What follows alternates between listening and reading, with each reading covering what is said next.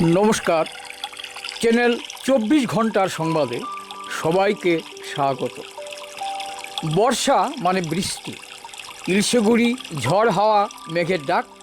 বর্ষা মানে মৎস্যবিহার, নদী নালায় জলের বান, আকাশে মেঘের ডাক আর জলে কই মাগুরের মতো জিওল মাছের দৌড়ঝাঁপ। এই দৃশ্য নদীমাতৃক এই অঞ্চলের রোজকার। কৈলাসহরের 17 মিয়ার হাওর দীর্ঘদিন যাবৎ এই অঞ্চলের মাছের যোগান দিয়ে যাচ্ছে, যেমনটি এখানকার খাওড়া বিলও করে আসছে।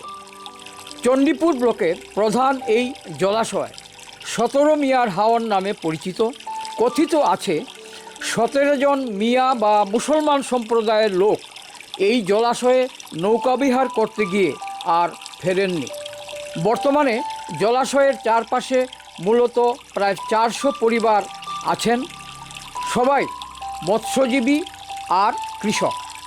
এই জলই ওদের জীবন ধারণের প্রধান উৎস। বিভিন্ন ধরনের মাছ ধরার জাল